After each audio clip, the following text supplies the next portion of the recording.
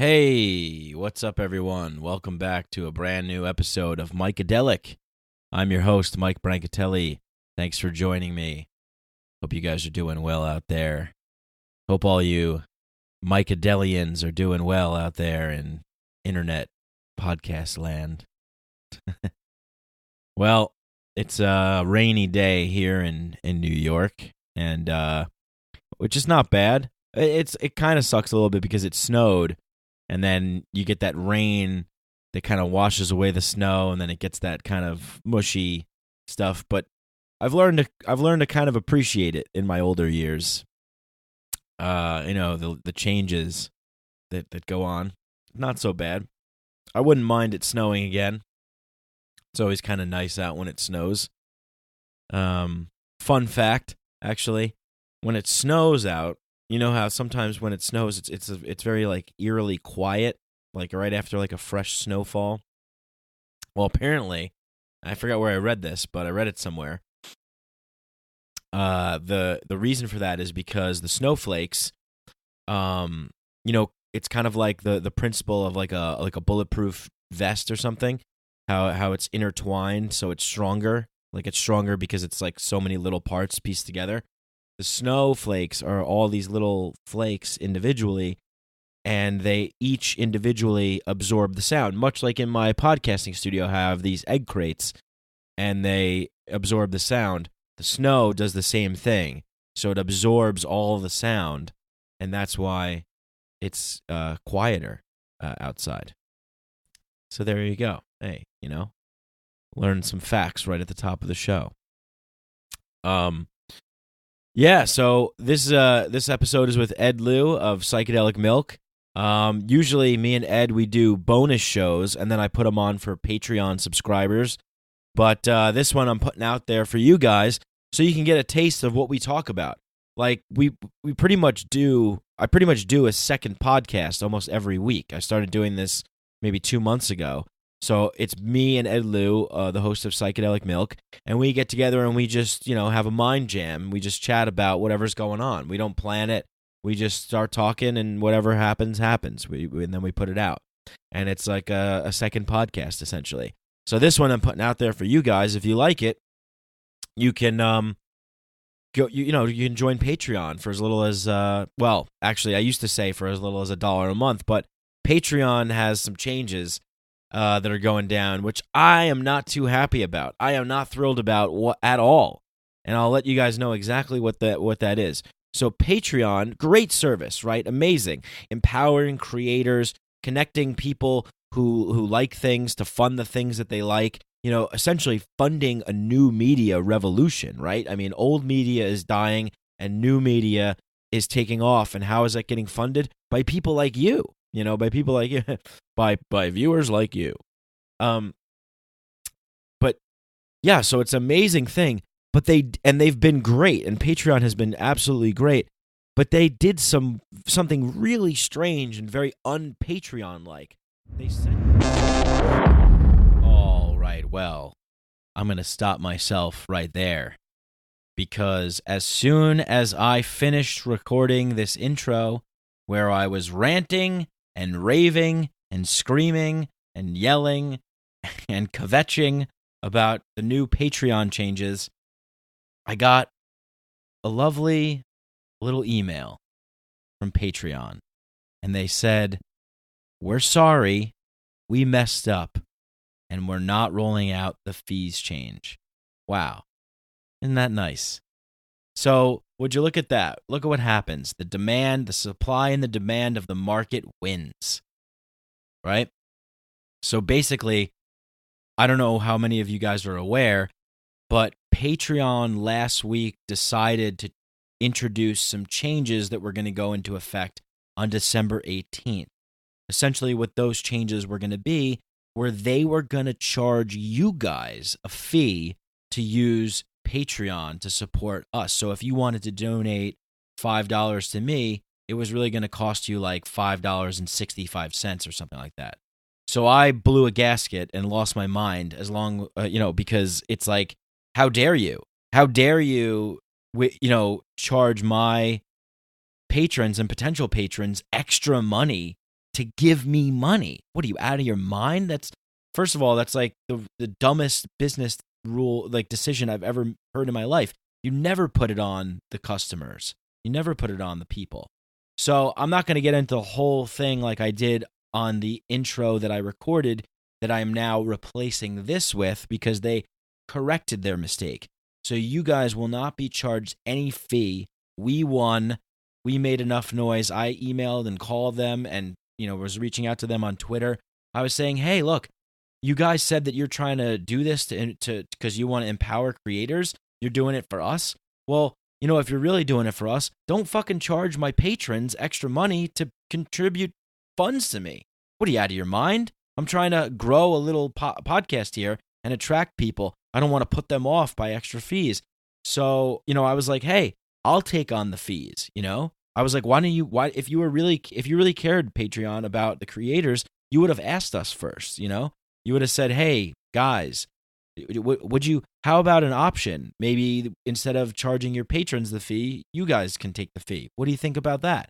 I guarantee you most of us would say, yeah, we'll take on the fee. So anyway, after all the noise that we made, and it happened very quickly. I mean, this just happened, I think it happened Thursday or Friday they rolled this out. I lost my mind, started screaming, yelling at Patreon, I wrote a couple posts on my Patreon about it, trying to assure you guys that everything's going to be fine. Don't worry, I'm going to take care of this. You're not going to have to pay an extra cent. Because you shouldn't. If you want to give $1 to the podcast, you should be able to just give $1. And it should be easy. Just go on Patreon and just give $1. And that's it. And there should be no other hindrance in your way. There should be no middleman. There should be no fee. Nothing. If they want to charge me for using their service because I'm the creator, then that's the way it should be. So Patreon heard our cries to change things, and they listened.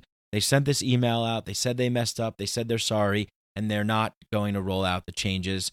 They said, we heard you loud and clear. We're not going to roll out the changes to our payment system we announced last week. We still have to fix some problems, but we realize that our core belief is that you should own the relationships with your fans. It's your business, and they're your fans. Yes, exactly. That's right. So I'm really glad that they listened and they made the changes. That's really good to see. So I just wanted to go in here now and replace me telling you this now with my earlier stuff. So the podcast might sound a little choppy because I'm cutting it off and I'm putting this in and replacing it with the other one. Replacing it with this. And with that being said, man, I'm just like, it's one of those days where just so much is going on and my head's moving a million miles a minute. But anyway, Richard, you are the newest patron, $20 patron. Richard, thank you so fucking much. You are the man. I just got to say, big shout out to you, man. And, I shout out a couple other people too who are doing it big. But the $20 patrons who come in, I mean, geez. I mean, that's love right there. I appreciate that so much. That's you don't know how much that means to me. You are responsible for pushing us over the halfway mark.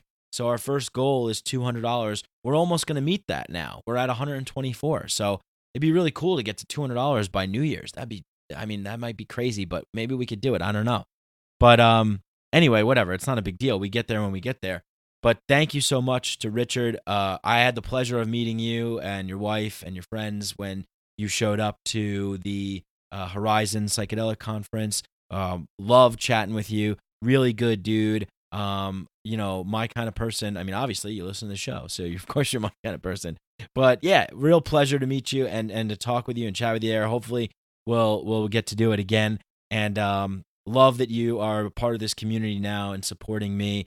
And I'm going to do whatever I can to, provide the best content for you and support you as much as possible. Check out your rewards coming soon. We're figuring all this stuff out. Thank you guys so much. So I might repeat myself a little bit because I kind of forgot what I said. I think I shouted out a couple other people, but I apologize for that. I just wanted to correct the mistake of the Patreon thing. So now that's all corrected. Back to your regularly scheduled program. Here is the Psychedelic intro. We're going live to Mike Brancatelli on the street. Mike Brancatelli, are you there? Yeah, hi, Todd. Outside here in downtown New York, where it is raining fungi from the sky. I believe this is psilocybin fungi, so if you just open your mouth and consume some of that, you might see things a different way. You might have more compassion and love for your fellow man, more empathy, and some people even say you can see things from a perspective that is caring and compassionate. Back to you in the studio. Well, thanks, Mike. Thanks a lot. Back in the studio with Todd and Margaret here. Yeah, let's check the memeology report. Memeology, we're going to Ed Liu of Psychedelic Milk. What's the latest memes today, Ed? Hey, maybe that might be a new segment on the show. But we're having fun here. Love all you guys. Okay, back to the intro. Sorry for the bumpy road, but this is a good one. So you guys are going to like this one. Thank you so much. Speaking of that, exciting news in the world of Mike Brancatelli. Well, I wish I owned Bitcoin. As you guys know, the Bitcoin has totally blown up, and I'll tell you, I was so close to owning Bitcoin. I could be a thousandaire right now. I could have had hundreds of thousands of dollars. I know I don't, and I hate the I coulda, shoulda, woulda thing. But here's what happened. In 2013, I was trying to buy DMT on the Silk Road, and I signed up for, I got the Tor browser, I got the Silk Road going, I signed up for a Coinbase account. I was all ready to go, and this was, I think, in either October or November of 2013, right? I was all ready to go. I'm going to go on the Silk Road, and I'm going to purchase some DMT because, fuck, man, I've been hearing about this shit, and I want to do it. I don't know where to get it, so I'm going to buy it myself. And this beautiful, amazing thing called free voluntary exchange between independent human beings. Oh, my God. Can you imagine what a wonderful concept, right? I mean, essentially, what are the state calls it? The black market. Oh, scary, the black market. No. The Silk Road was one of the most beautiful, amazing things all around. It was like Yelp. It was like eBay and Yelp for drugs, essentially. I mean, you could get anything you want. And people had ratings and reviews, so you could know, oh, okay, get from this person, get from that person. This person has better quality stuff. This person has a different kind of stuff. How does this stuff make you feel? Blah, blah, blah, et cetera, et cetera. So I'm about to buy my Bitcoins. But I think the Bitcoin cost at that time was something like $300. It was either between $300 to $600. And I was like, all right, well, I don't understand. Like, do I buy one Bitcoin? Do I buy a fraction of a Bitcoin? So I was like doing my reading and research on this stuff before actually purchasing. So I spent like a couple days to read and research on this stuff. And then I was like, okay, I think I know what I need to know. I'm going to go and buy the Bitcoin now. And then I went and I logged onto the Silk Road on Tor. FBI. Seized. Seized by the FBI. Shut down. Wow. Okay. What's going on here? Okay. Silk Road has been shut down and seized by the FBI. Big, huge, I think it was like a big, huge square like thing in the middle of the page. This page has been seized by the FBI, something, whatever. You know, I was like, is this for real? Like, I tried to reload it. I tried to find maybe another site that or something. Maybe I wasn't on the right one. Nope. Sure enough, the news, Ross Ulbricht, the creator of Silk Road, has been arrested, and the Silk Road has been seized and shut down. And, you know, it was just, first of all, absolutely heartbreaking. You know, that poor kid, you know, he just facilitated a website that allowed people to get things that they want. He just created a pathway for that, and he was made an example of by the state. The state, he is serving, I think, consecutive life sentences. I mean, this is, you know, when I talk about the power of the state and the evil of the state and why they're the biggest threat to humanity, it's because of stuff like this.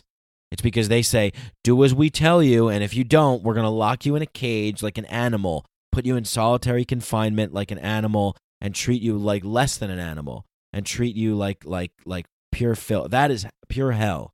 And his poor mother, I met his mother, Lynn Ulbricht, at the Freedom Fest one year, and you know, the Free Ross stuff was going around. It's just heartbreaking, absolutely heartbreaking. But I was like, well, I guess I'm not going to be able to buy DMT now. So I guess I don't need to buy Bitcoins. That was my thought process at the time.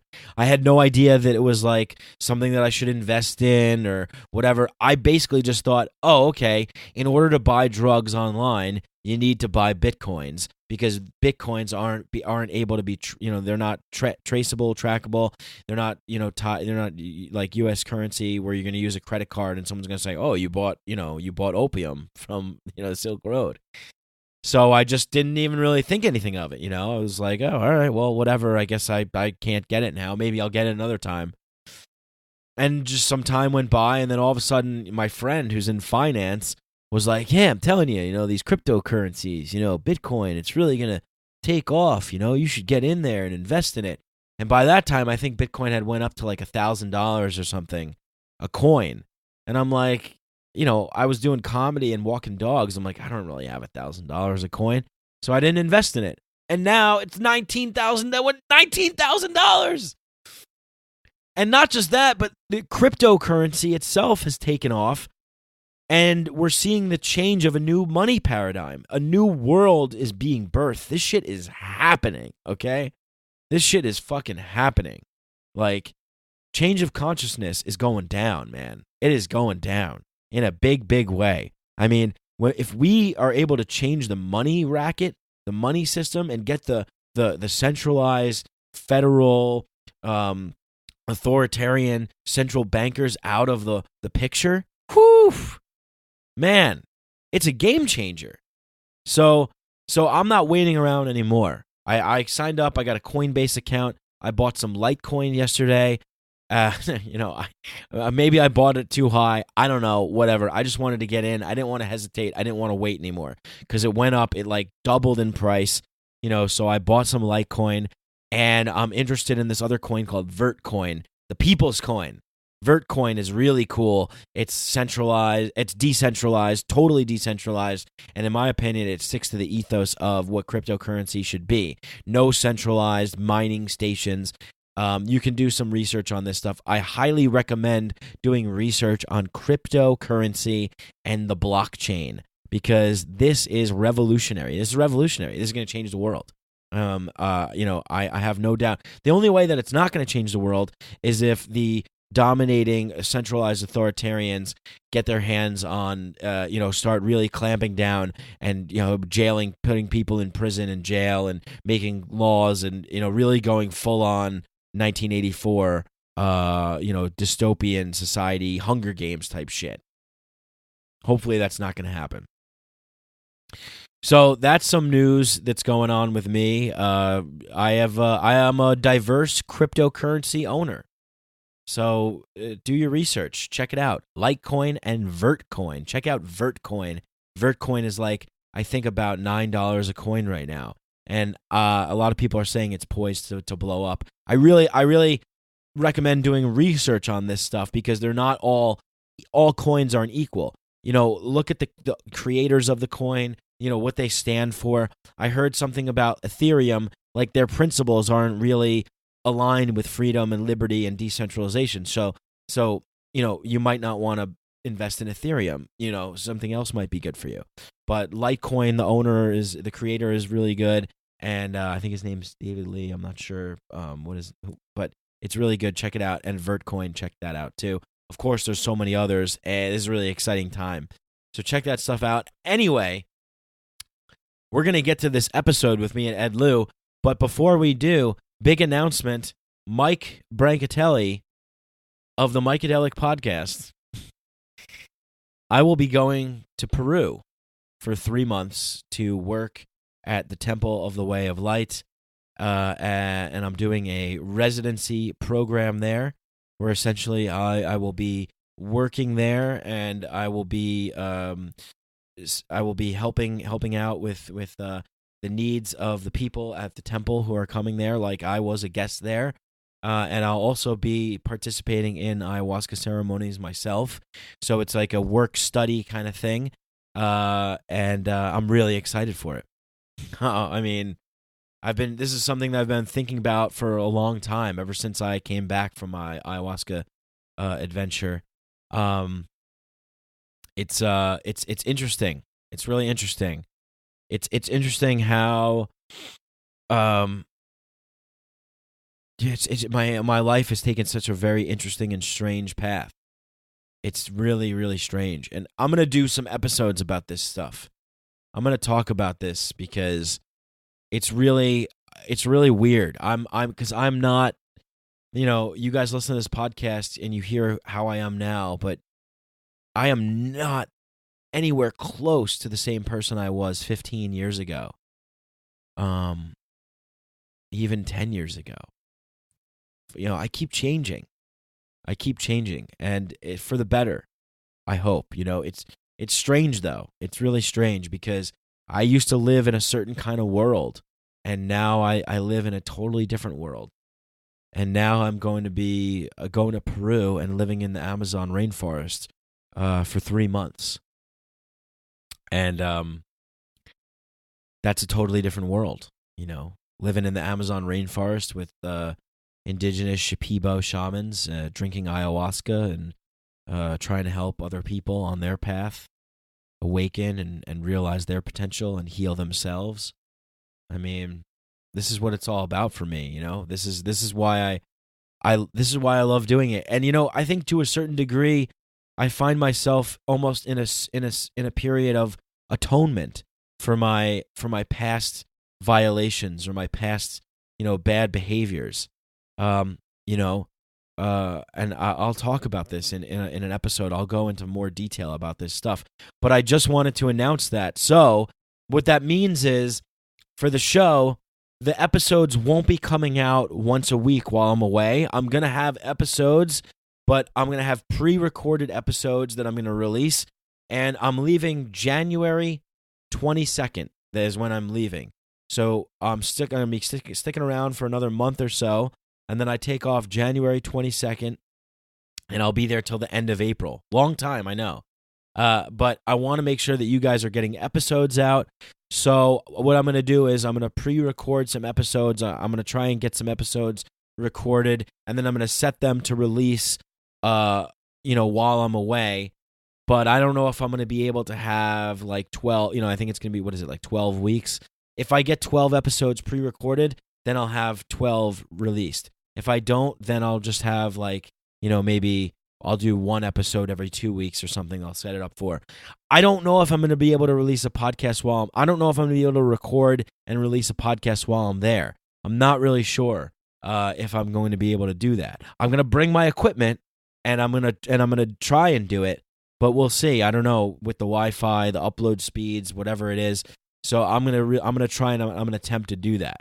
So maybe I will do something like, if I'm able to do that, then each month that I'm there, so we go back to the town, I'll be in the Amazon, and then you go back to the town. The town is like 3 hours away by boat, and then you get to just hang out and chill in the town, and then you go back for this, second month, and then you go back. So each month you get to go to town or whatever.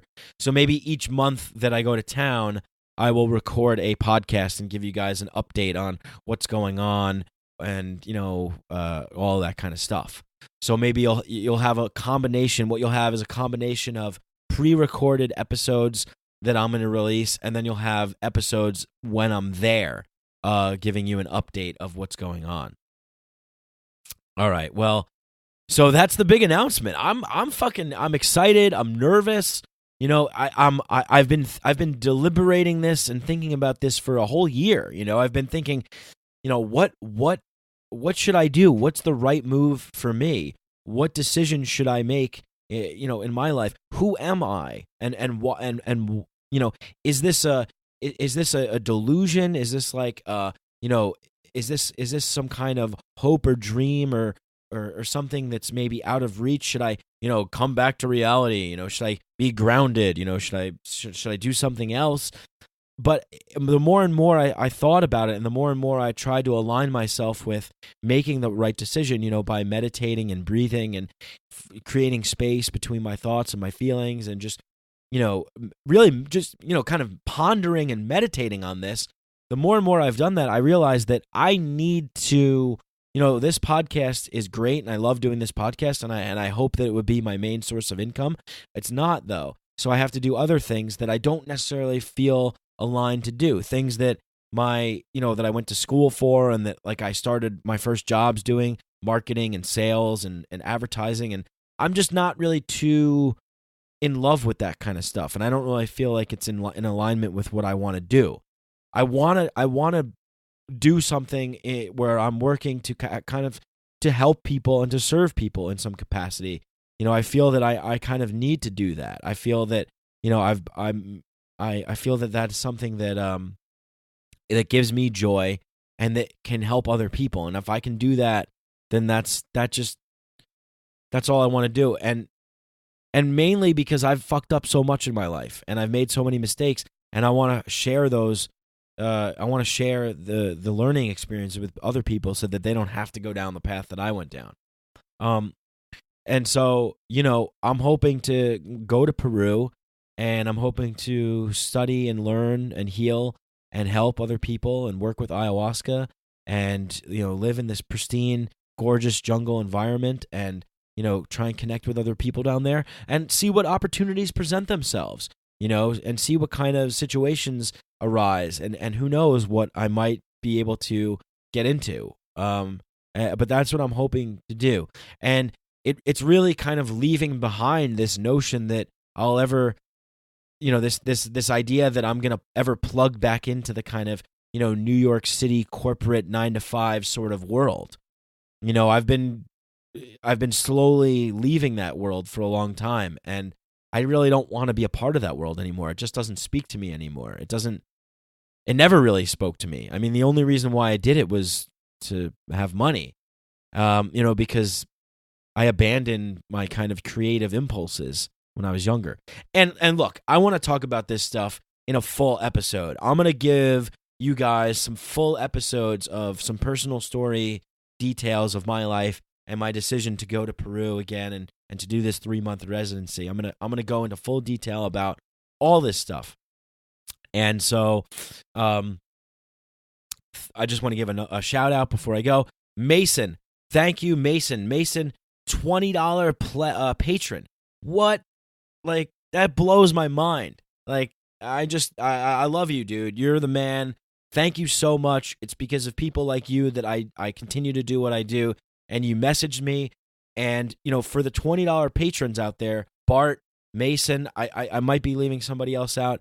But you guys, you get we can do a Skype session, individual or group, private Skype session. We can talk about anything and unfiltered, whatever you want to talk about, so that comes with the package. Also, T-shirts.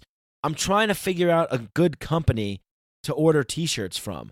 So far, I haven't really figured out the right one, but I want to get you guys T-shirts. I owe you guys T-shirts, and I'm going to get you guys T-shirts. And then there's other people who are Patreon subscribers. You guys have rewards. Go look at the rewards that I put in there for you and message me because, I will plug your work. Jay Ferrigno did that. Thanks, Jay Ferrigno. He messaged me. He knows that he gets his reward. I plug your work. If you are a $5 member of Patreon, I plug your work, or I'll give you a shout out. You let me know what you want me to plug and what you want me to represent. This is a community. I want you guys to feel a part of this community. We're all in this shit together.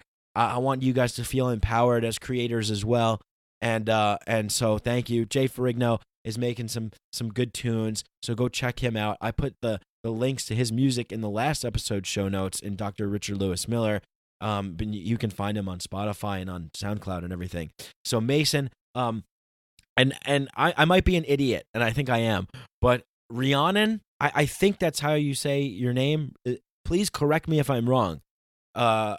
We spoke, we chatted on Facebook, and I'm sorry. I every time I talk to people now, I have to apologize because I learned this from Lewis Howes, who's another podcaster who's a very inspirational dude, and I commented on something. I said to him, dude, you're killing it. I love your new book, blah, blah, blah. And he was like, hey, man, that's great. Would you mind leaving me an iTunes rating and review? So I learned that from him.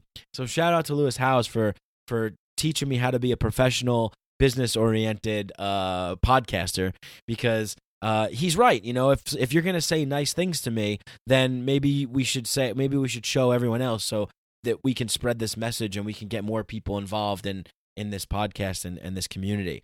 So I always sorry when I was talking to Rhiannon, I was like, oh yeah, hey, thanks for messaging me, and I love that you have all these nice things to say. Hey, would you mind leaving an iTunes rating and review? That'd be really great. And she's like, oh, I already did, and and then I realized, oh yeah, I forgot, I gave her a shout out on my last podcast because she's a new patron, she's a Patreon supporter. So thank you to you, and correct me if I'm wrong with the pronunciation of your name because I don't want to pronounce anyone's name wrong, Rhiannon. Thank you so much for your support. I appreciate you very much, and I enjoyed chatting with you.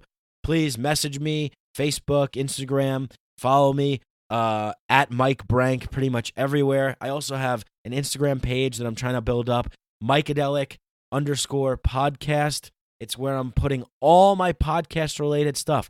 No more is it going to be on my personal page. So it's Mikeadelic_podcast, and I'm starting to put some good content out there, some quotes, some kind of inspiring quotes, some quotes that really kind of make you think, not like these airy fairy whatever, like hey, you can do it, but kind of some stuff that really speak to me from books I've read and from great thinkers and people that I admire, and also from guests of this show. All right, well, thank you to everybody, to the new patrons.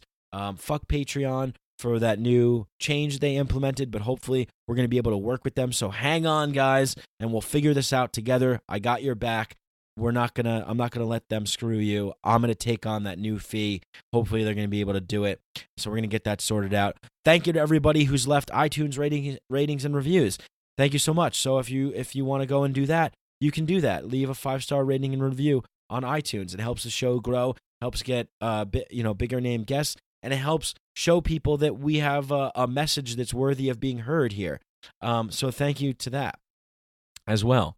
Also, if you guys have any questions, any subjects or topics that you want me to talk about, message me. Let me know. I'd be more than happy to answer your questions. My last podcast that I did, Part of the Problem with Dave Smith, we started off on SoundCloud, and we had a pretty good community on SoundCloud where people were able to ask questions. So I don't know if it's worthy or not to go back onto SoundCloud for that SoundCloud. I don't know if it's worthy to go back on SoundCloud for that feature, but let me know. It might be worthy or not. Okay, enough. I love you all very much. If you like the show, just tell people, share it, spread it, blah, blah, blah, whatever. You're the best. You guys rule. Here's me and Ed Lou talking about just all kinds of shit. I love talking with Ed Lou. Psychedelic Milk, Mikeadelic. Enjoy. Love you all. Peace. Psychedelics are illegal not because a loving government is concerned that you may jump out of a third-story window. Psychedelics are illegal because they dissolve opinion structures and culturally laid down models of behavior and information processing. They open to us the possibility that everything we know is wrong. We don't need new laws that control our consciousness and rigidly place it in a prison. Cognitive liberty. The fact that as adults, if we're not hurting anybody else, we should have the right to explore the contours of our own consciousness without any mediation or legislation on the part of somebody else. Reject authority. Authority is a lie. Voice of perception. Information is power, but we have to seize the opportunity. The opportunity.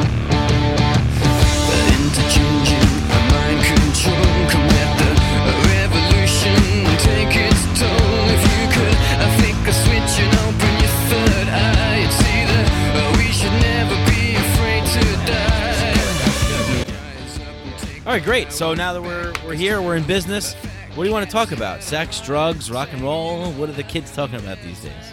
The kids are talking about net neutrality, Mike Brancatelli. That's what the kids are talking about. Oh, yeah. Maybe that has something to do with it. Maybe Comcast is throttling, getting in there, and they're getting their beaks all wet, and they're throttling. They're like, yeah, throttle that internet. So why are the kids all upset about net neutrality? I thought it was actually a good thing that they're going to repeal it, because net neutrality in and of itself is a bad thing. So if they're going to repeal it, doesn't mean that it's going to be good? Yeah, I did a whole 2-hour podcast on this because nobody seems to know. Everyone's confused. Literally, no one knows. Every day there's different kinds of opinions and articles and facts that someone dug up from God knows where. And it's just like no one really knows exactly what's going on.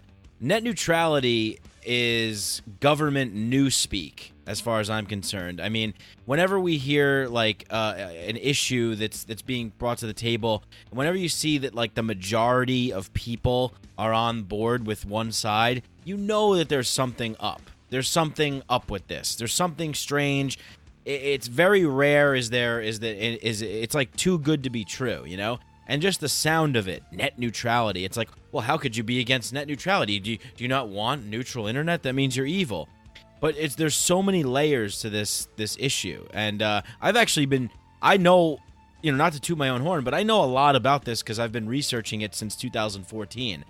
People don't realize this. Net neutrality was a bill that was passed in 2015 by FCC Chairman Tom Wheeler at the time. And net neutrality laws didn't exist before that. So we were fine before net neutrality.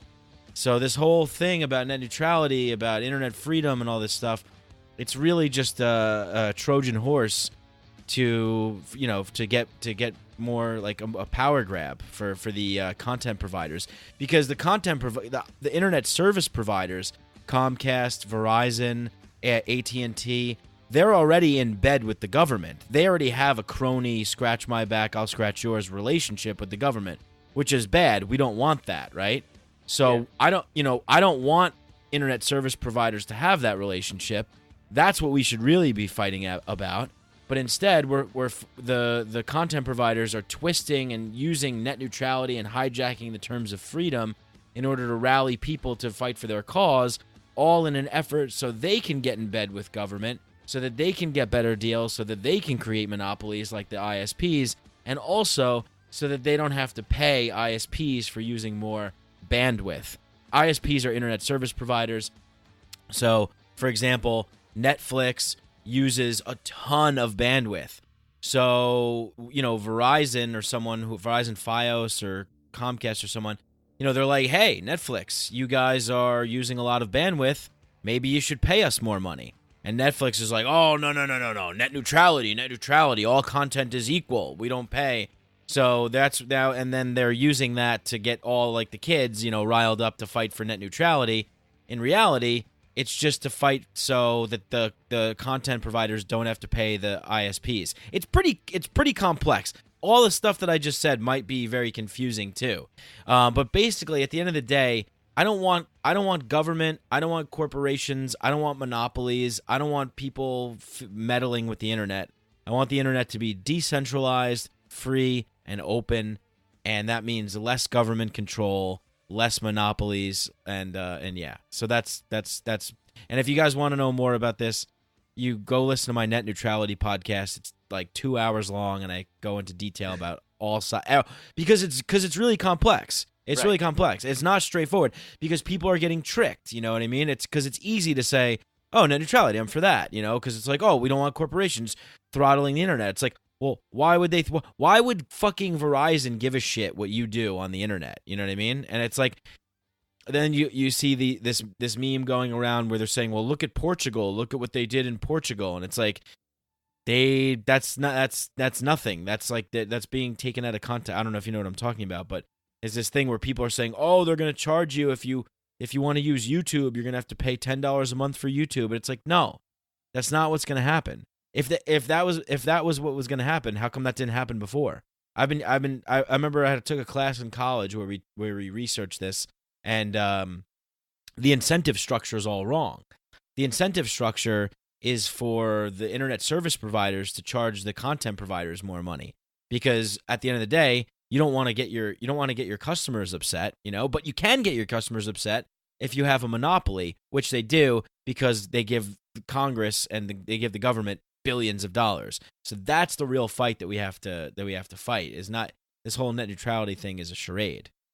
So it's kind of like putting the market back into its place is putting free market back into the internet providers. And I don't see anything wrong with that, because the last thing I want is government regulation for the internet. So the kids nowadays on Reddit, on Instagram, they're all saying we gotta stop this repealing of the internet neutrality. We gotta stop the FCC, and they're all being hoodwinked. But how can that be? How can so much people be delusional, especially this generation, when we're supposed to be the woke ones, right? Like, People are our dumb. friends, right? People are stupid. They're just, it's just, that's the simple answer. Nobody thinks, nobody researches, nobody goes the extra mile to do any effort. And the other thing is, people, you take the word, you're cheer. Are you telling me that there's people out there that are cheering for the FCC? The FCC has ruined radio. That's why we're doing podcasts, because the FCC ruins radio. You can't say the things that we say on our podcasts on the radio. Why? Because of the FCC. The FCC has ruined television. Television sucks. I haven't had cable television in like 6 years. Terrible. Sucks. It's because the FCC. The FCC just ruins shit. But you know what? They framed it in a way where they have to stop the FCC from repealing, which means that they want to keep the FCC in play, right? I mean, that's ultimately what stopping the FCC from repealing something in the FCC means. It means that you want to keep the FCC in power when it comes to that aspect. But people look at it and they view it as, stop the FCC, net neutrality. It sounds horrible. It sounds like the end of the world for the internet and freedom. And people read that shit and they buy into the madness, man, the hysteria. And they're like, no, it's the end of the world. We gotta stop it. It's like, what the fuck are you talking about? You're fucking, like, these are my friends, man. Like, these are the people I follow on Instagram. And I don't even want to fight with them, because while I'm sitting here talking to intelligent people every fucking day on a podcast, and I'm trying to educate people out there through different ways of how to awaken yourself, how to empower yourself, how to really look into things, as Eddie Bravo would put it. Mm-hmm. And at the same time, I see people still falling for these traps, man. It's like, fuck, am I not doing a good enough job? Are people really that stupid? Or what's happening? Like, I'm so disappointed, because I thought we were better than this. Like, marijuana is fucking legal now. Gay marriage is legal now. There's so much good things happening, right? But at the same time, you still have people being manipulated right in front of their eyes, man. Like, if this shit happened in the 1960s or 100 years ago, I would not be surprised, right? Because the flow of information isn't as good, and people were kind of stupider back then, I guess. And we didn't have enough information to arm ourselves, to defend ourselves from manipulation. We have books now like 1984 that talks about all this kind of stuff, so we're educated to defend ourselves from these tactics. But no, these things are still happening today. People are as stupid today as ever before, maybe even more stupid, and we're still buying into these traps that people want you to step on. And these are my friends, these are my people, and I hang out with these people. So it's like, I'm so disappointed. I'm thinking, am I the stupid one? Am I the crazy one? Because am I the one that's not looking into this issue enough or understand it enough? Like, but I think I understand it pretty good.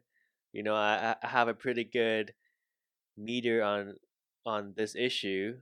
Well, yeah, I mean, look, it's at the end of the day, right?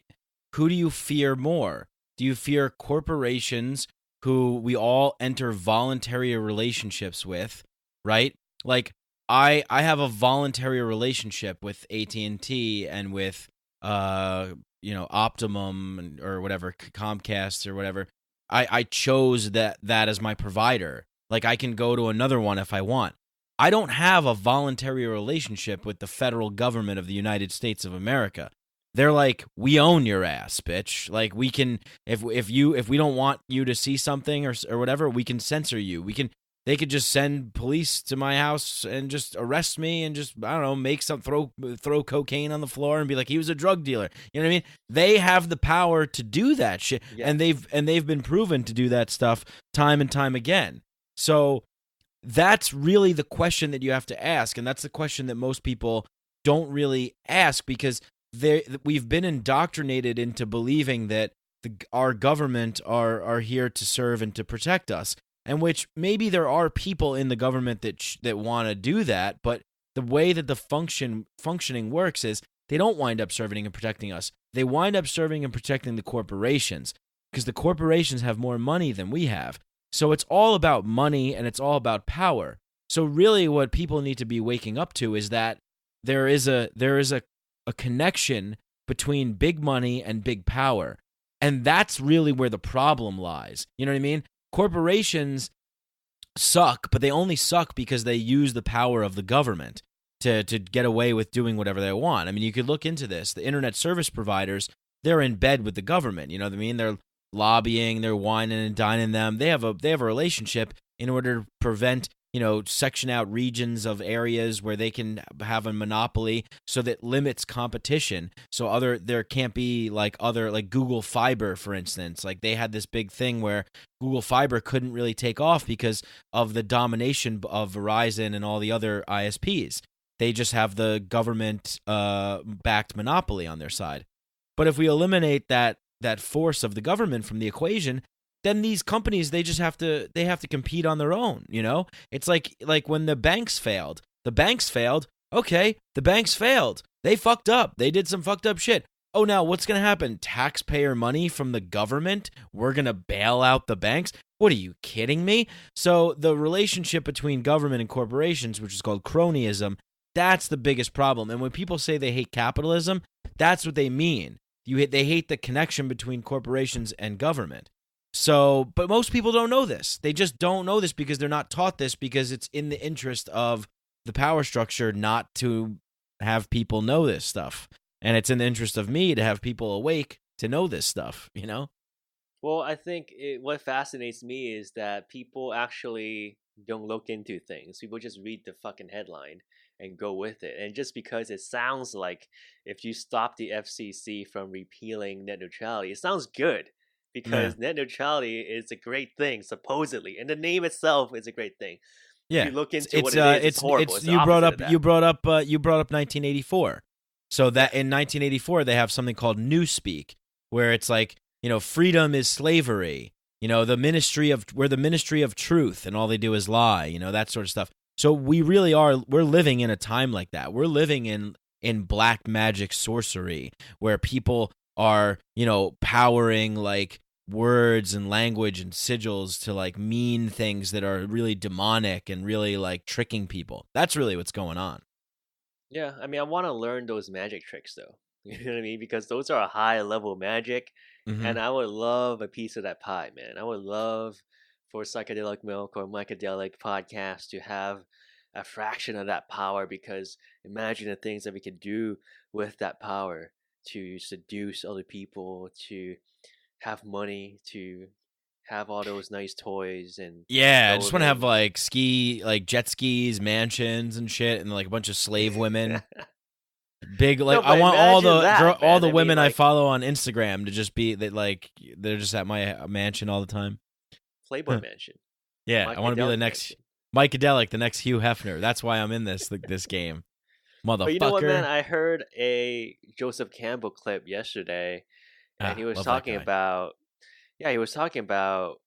if you examine the tallest buildings of the times. So before it was cathedrals, and then it was government buildings, but now there are offices and corporations. Right. So those are kind of what we value most in our society today. Oh, yeah. And what do you feel like it's going to be in the future? I mean, at this time and age, we value those things most: money, material objects, and through acquiring those things, we have to go through corporations and offices and those things. But in the future, let's say in the next 200 years or 500 years, what do you think will be the thing that we value most in our future, if you could guess?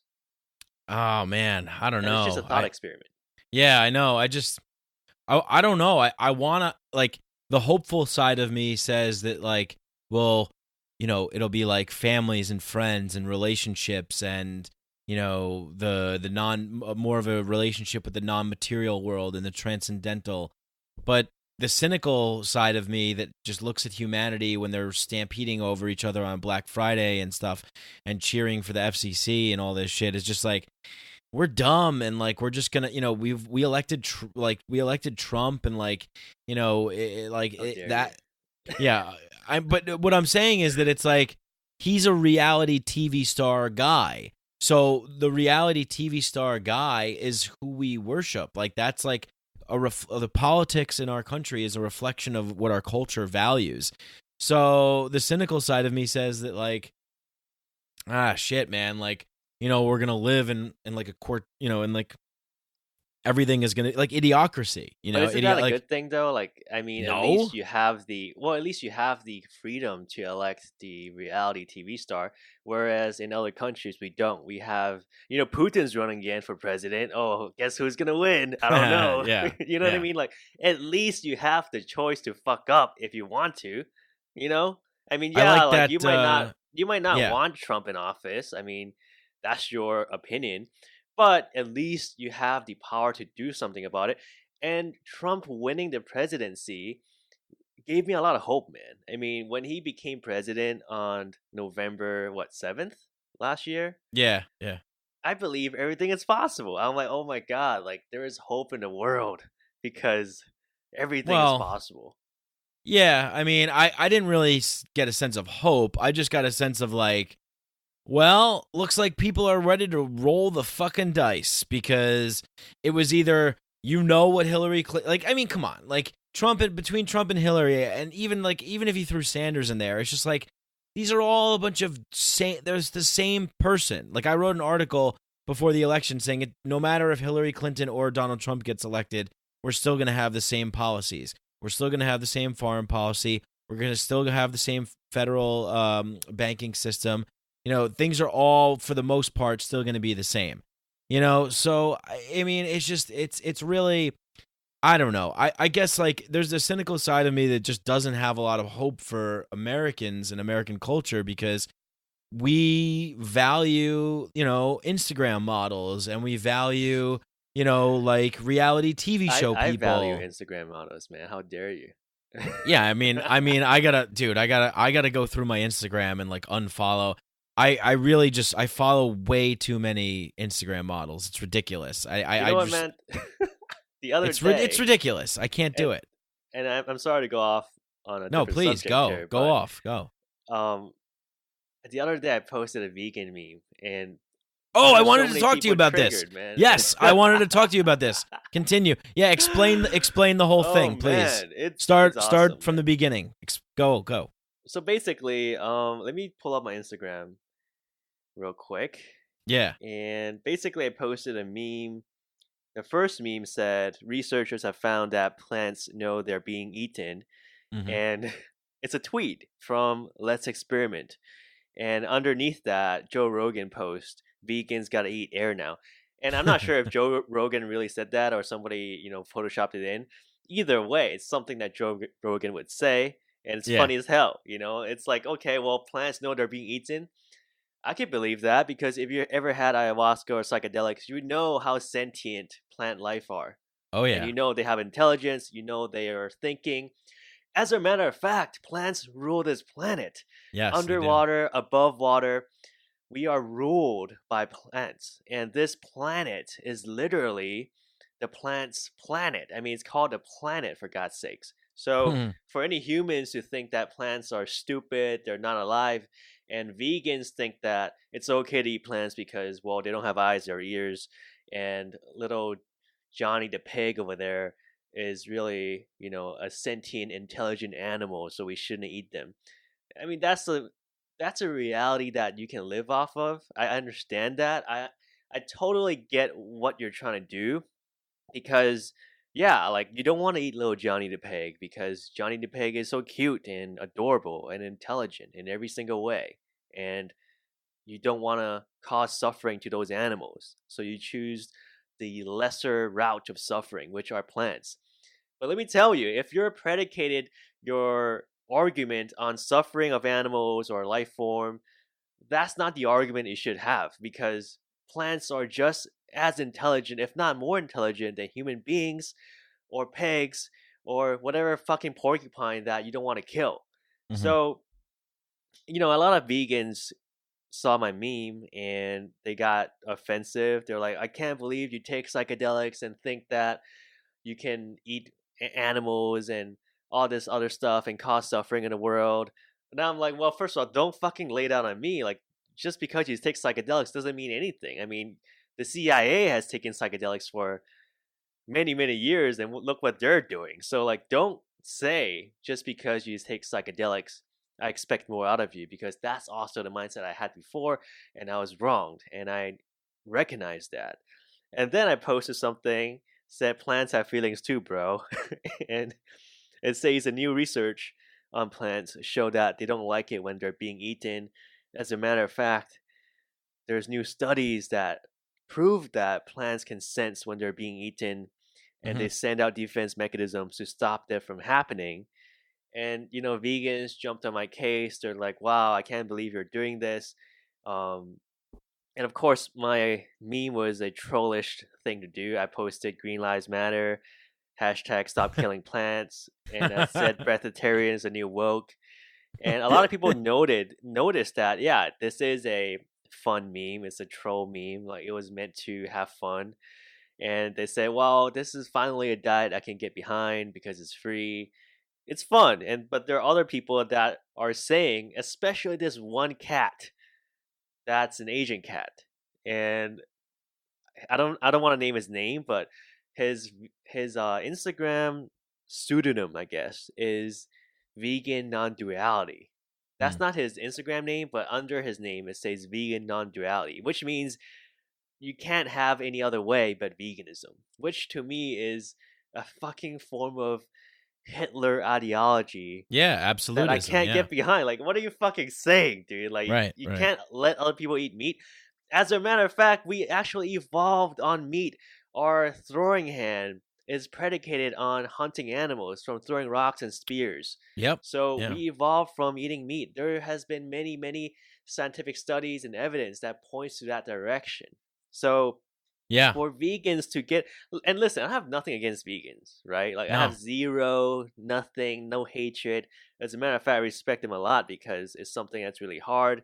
It's something that I can't do for sure because I love eating meat. So I have a lot of respect for that.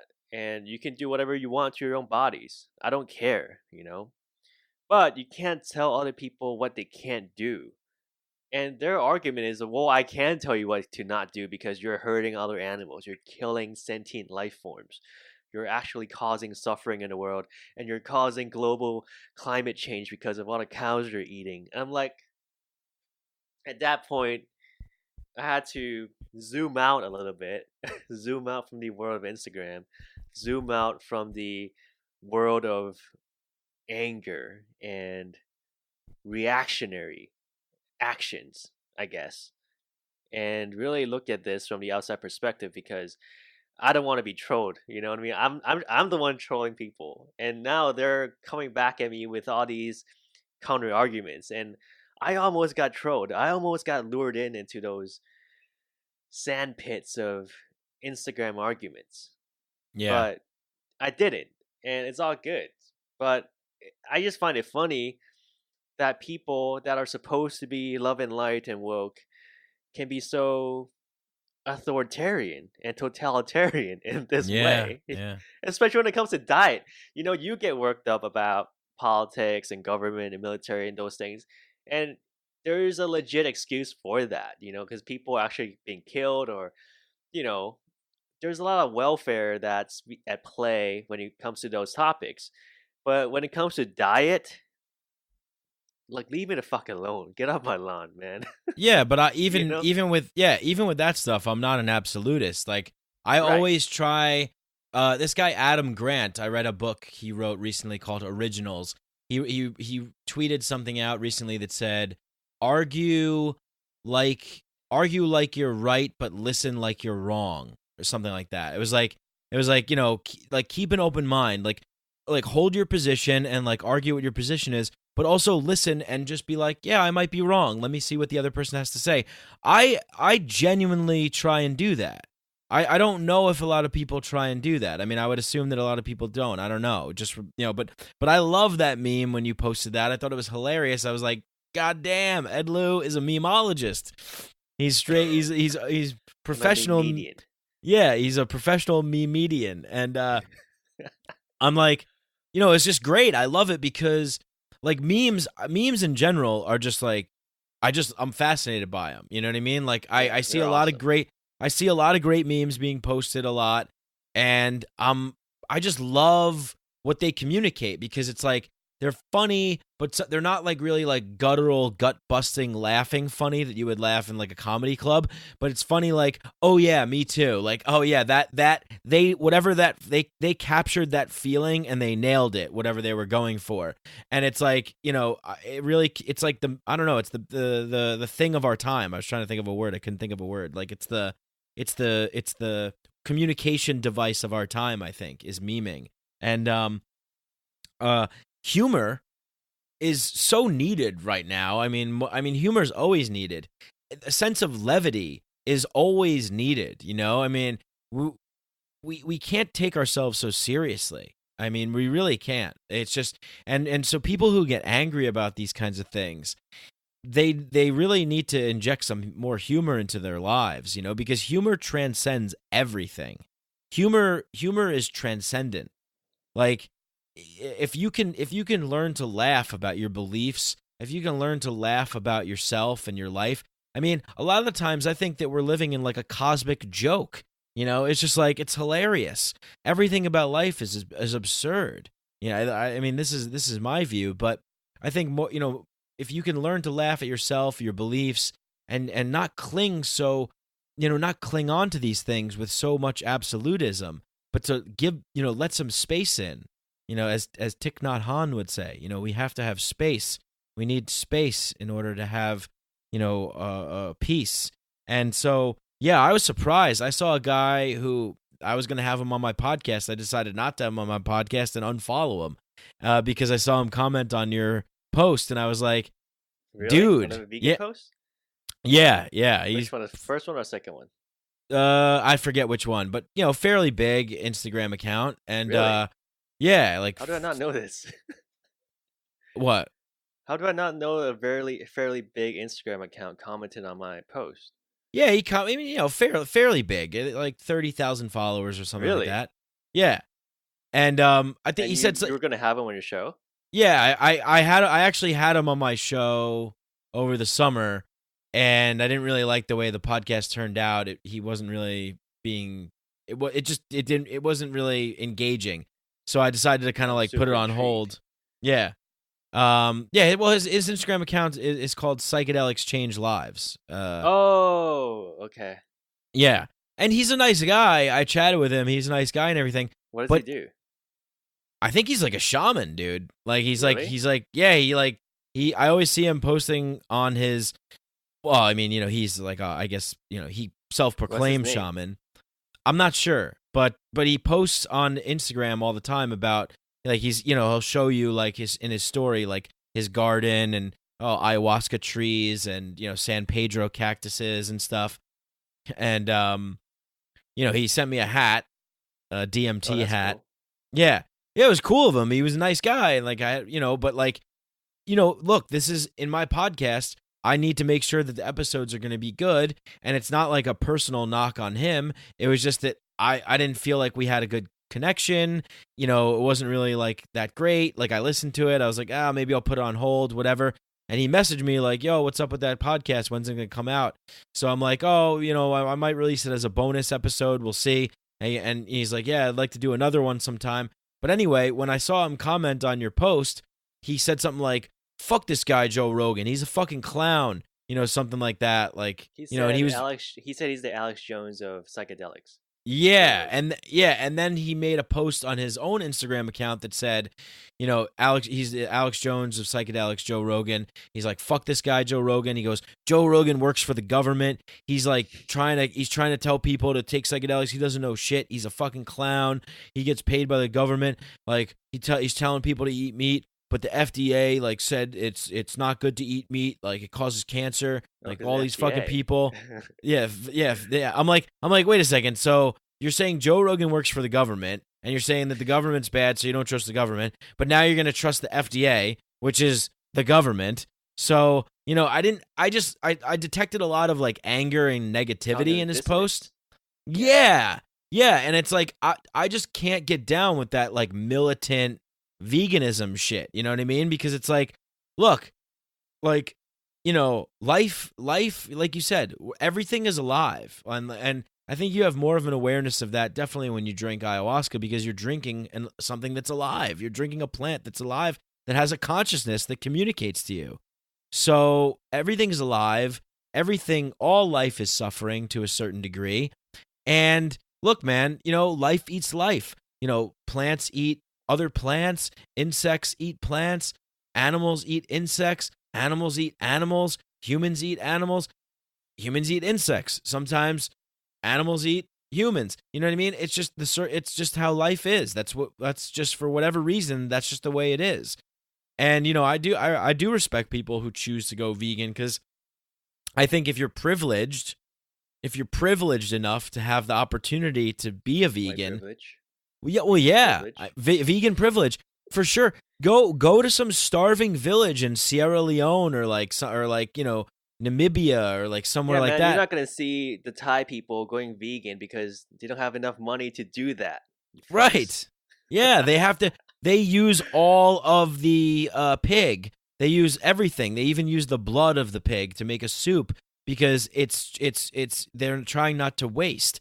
I go by the kind of the native indigenous type people. It's like, look, let's be respectful. Let's not be unconscious about it. Sure, I hate factory farming. Yes, I hate like big agriculture. I hate that shit, Monsanto, all that kind of stuff. I hate it, But you know what I heard though from that? I heard that nowadays the farms and quote unquote factory farms are actually pretty humane, and there's a lot of spaces where the animals can roam. And the reality is that a lot of those films that are on Netflix, whether they're anti-meat or whatever, they're kind of propaganda for factory farming. Not for factory farming, but for anti-meat establishments. That's what I heard. I'm not sure. You gotta look into it. I always think like, what's the incentive? Like, what do they have to gain from that? You know what I mean? Like, is there like a green bean farm institution that's making money like off of it? Maybe they want to sell their documentary. Maybe they want to sell their documentary, and so they're maybe all right, maybe. I don't know. I'm just saying. Well, I eat meat, and I've like flirted with going vegan. My ex-girlfriend was vegetarian, and yeah, my girl now is vegetarian, and we can coexist. I eat all the meat. Right? Yeah. It's great. No. Yeah, exactly. Yeah, but to really like be militant about it, and to like be an authoritarian about it and a tyrant about it. I mean, if you're somebody who considers yourself to be a shaman, or you consider yourself to be enlightened or woke or whatever, then you're not, because you're using hate and anger. You're using hate and anger, and you're conveying that hate and anger. Your hate and anger is never morally justified. Never. We can't stop other people from being, if we perceive someone else to be hateful or angry, we can't use hate and anger to stop that. It just creates more.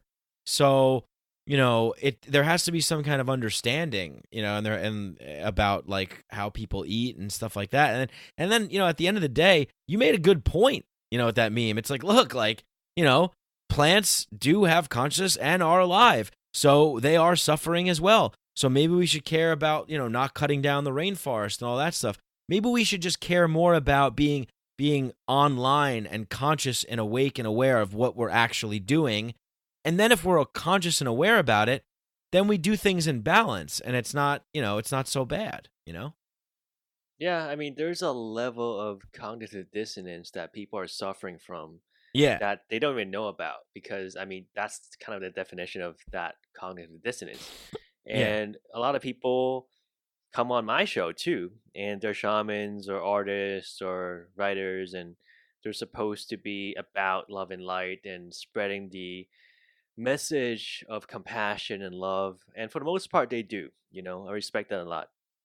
And whenever sensitive subjects come at play, say politics, for example, say Donald Trump, who triggers everybody, Huh. Yeah. then they get kind of crazy. And it's like, for me, I don't want to talk about it.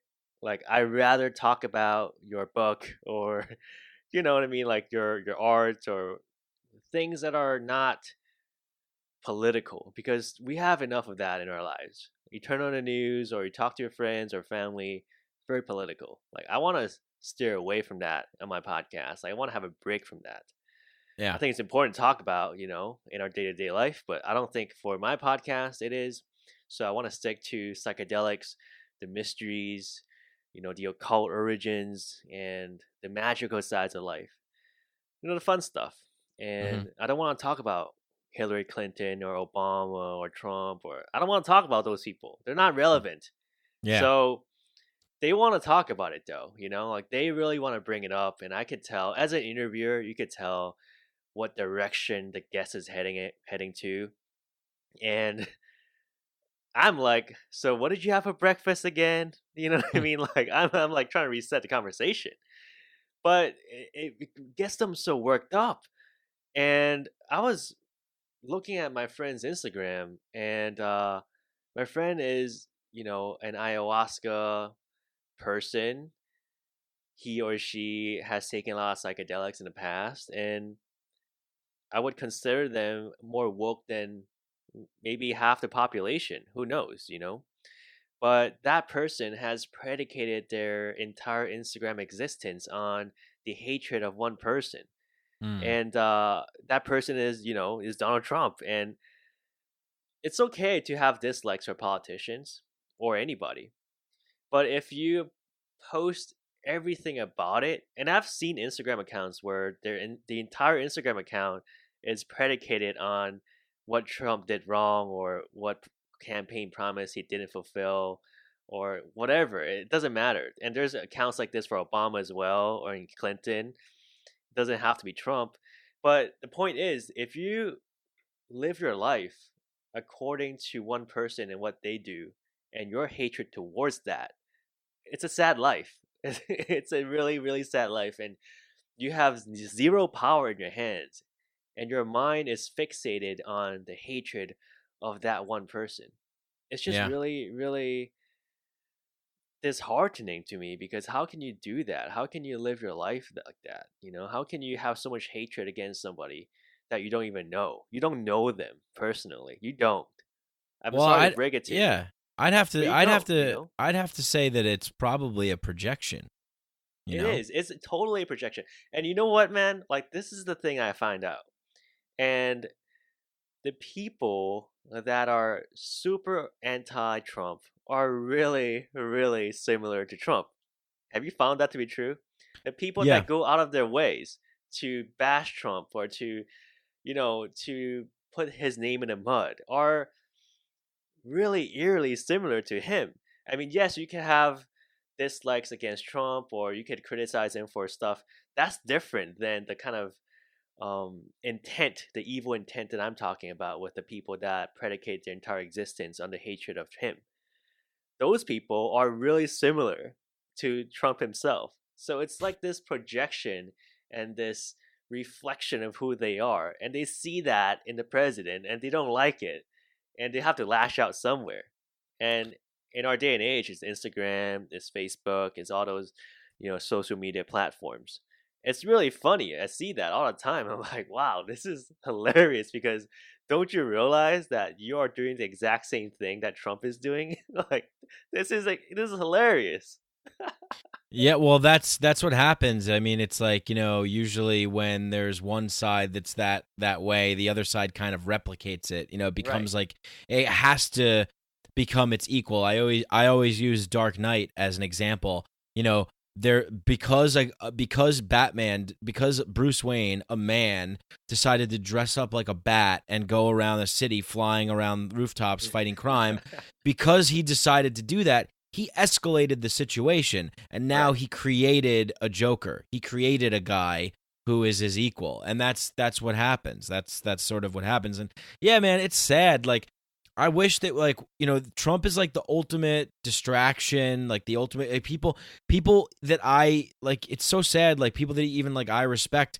I'm like, come on, man, you're buying into this. Like, you're getting all worked up about this one guy. Come on, I know, but you know what it is. A lot of it, what it is I forget. Someone said this. They're just like, they just don't like the way he looks and the way that he talks. Yeah, I said you know, that. It was that you? Yeah, it's just like they just don't like the way that he looks and talks, because in reality, he's doing the same shit that like Obama was doing, or he's doing the same shit that like Bush was doing before. They all do the same shit. You know, they all pretty much do the same stuff. But people, there's this book People that are I not got. rational, man. People are No, they're are not. You're rational. right. Yes, exactly. You're 100% correct about that, Ed. Like, people are not rational. We're not a rational species. There's only maybe a few of us that are rational, and it's like our job to be like, hey, snap out of it. You know, can you listen to us? We're trying to talk some sense into you here, because most of the time, you know, I'm not rational all the time either, but I feel that I am a lot of the time, because I feel so detached from what most people seem to care about. Like, what most people seem to care about and what most people seem to want to talk about, I could care less about. I just don't give a shit. It's just, you know, I was at a family gathering the other day. People were talking about, you know, I don't know, God knows what, insurance or something. I'm like, Everybody's gonna snort to that. Yeah, I'm like, I don't care. I don't care. I don't know. They were engaged in a conversation about something. I don't know. You know, but I would like to see a day where people just snap out of like talking about who the president is. Oh, can you believe it? There's one guy. Like, let's hate him. You know, you're totally right. If you let one guy affect your life, there's something wrong with you. Like, there's something really wrong with you if you're allowing one person to affect your life like that. One person who you don't even really know, you know, who's just far away and just, you know, just on another level than you. You know, same thing with, you know, companies or corporations. You know, people are like, we got to stop these evil corporations. The corporations are evil. Like, are they? Or are they just people like us who happen to like get together in like a place to do a certain thing? Like, at the end of the day, presidents, government, corporations, religions, They're all people. It's just people. It's us. It's us. It's the problem with the human psyche, with the human mind. It's our problem, you know? So Well, that's why it's really disheartening to see shamans, or, you know, quote unquote shamans, Instagram shamans, right? To talk shit about corporations or governments or what have you, and also preach the word about love everybody, which, I mean, those are people too. Those are a part of everybody. So what are you trying to say? Like, I don't understand where you stand, because you can't say fuck those people while you say, oh, we are the good ones. Like, you can't do that. You literally are contradicting yourself. So what should we do here? I mean, there are people that look up to those people, to those internet shamans, and it really worries me, because this is how stupid we are, you know, like, not just those people, but we are part of those people as well. And we can fall into those traps as easily as anybody. And just like I said earlier, my friend is posting about the FCC thing, and my other friend is, I guess she is kind of quitting the Sirius XM radio on her car. And they ask why, and they're like, well, Steve Bannon is back on the radio, so I'm gonna quit. And I'm like, what? Can you not? Like, can you not do this? Like, can you live your life? Wait, she's gonna quit. She's gonna quit working for Sirius? No, she's gonna quit the service. Like, the service, having the service. And because they're broadcasting Bannon. And she said to the operator, because you guys have Bannon on the radio back again, so I'm not gonna subscribe. I'm like, you are such a fool. Like you are you can't say things like that. Have you And heard of? Oh, sorry. Go ahead. Yeah. you know what I mean? It's just Yeah. like it's if you want to play the bad guy role, of course, go ahead, knock yourself out. I welcome that shit. I think it's fun. But you can't be on one side of the fence, be like, "Oh, love and light, ayahuasca. I gotta come in terms with my inner shadow." And on the other side, fuck Steve Bannon because he's back on the radio and I'm quitting your service. Like, how radical are you? If you don't like Steve Bannon, great. Don't like him. Hate him. Yeah. You don't have to lash out on some poor Sirius XM employee for that. You know what I mean? Like, that's the difference. It's okay to have dislikes for other people. It's okay to have discernments on other people. But it's another thing to live your life and to carry your actions through hate. And that is exactly what they are doing. Is Right. it's toxic, man. It really is. And it eats you up, and it's somehow it feels good inside when they do that because they feel like they have some righteous indignation upon Yes. them, Right. Exactly. you Yeah. know? Do you think that people walk like? Do you think that these people who are fake woke, like, do you think that they probably don't know that they are, right? So there's that cognitive dissonance. But do you think that they do you think that they feel the need that they need to project an attitude of love and light and all that stuff, like, peace and tranquility? Do you think they feel the need to project that attitude all the time? Just maybe in case like people think that they might be bad, but it's like, we're not bad. Look, I'm preaching harmony and equality and oneness and this stuff. Do you think it's because people feel the need to like try and validate their existence as like a good human being? I think they don't even know themselves, so they're validating to themselves. It's like in their mind, they think Trump is the ultimate bad guy and Bannon's another bad guy, so they have to talk shit about them in public in order to show how righteous they are. Right. And on the other side, they also have to preach love and light because that is their message. It's like they have identified themselves with the love and light message without actually knowing what love is. You know what I mean? Because love and Yeah. light to them is this certain image on Instagram where you're righteous, you're doing the right thing, you're on the right side of history, and those are what I align with, and that's an image without actually knowing what love is, without actually feeling love and encompassing the spirit of love. Because if you actually do that, you would realize you're fucking up and you're not doing those things correctly. You know what I mean? So like I Yeah. think they have it all twisted. Because for me, like I don't portray the image of love and light. I don't at all. Like I'm an imperfect human being. I talk shit to people. And you know this, right? Like Mhm. I'm the most imperfect person to ever podcast about psychedelics. Like I'm angry all the time. I'm unsure. I'm insecure. I'm broke. I'm all these things that are not perfect. And I'm okay with that. And I'm not trying to portray this love and light attitude towards the world because I know the world is made of suffering. And I'm okay with that. And Mhm. that's the reality of things. But there's a lot of people that ticks me off that are doing those things that are portraying, oh, look at me, like I'm this ayahuasca drinking, San Francisco living shaman that is selling DMT hats, and I Yeah. can't tolerate any suffering in the world because my message is love, light, and peace, and what you're doing is wrong. You're a Nazi, you're a bigot, you're a racist, you're a KKK, and I can't accept that where I am. And it's like oh my god, and I'm so exhausted. I'm just so Yeah. exhausted. Like, Get the just be okay with who you are. Carl Jung said it. Be okay with your shadow. Let that be a part of you. Jordan Peterson said it. Joseph Campbell said it. Maybe right. you guys should listen. Well, that's you just hit the nail right on the head right there. A lot of people that's the problem I think that we're having right now is a crisis of consciousness where a lot of people don't want to acknowledge that they have a shadow. You know what I mean? Right, Like right. it's like when people have bad trips, it's because you're fighting against something. It's like, stop the fighting. There's no need to fight. There's no need to fight. There's nothing to fear. The only thing that you're fearing and fighting is a projection of what you think should be. but there is no should be. There only is what is. And that might sound, cliche or whatever, Buddha, airy fairy, but it's just the truth. Yeah. I mean, it's just the truth. You know what I mean? It's just the truth. And as long but there's a lot of people out there that are operating from places of fear, that are operating from places of like, okay, I'm a vegan, so I need to do this, I need to say this, I can't think these thoughts, impure thoughts.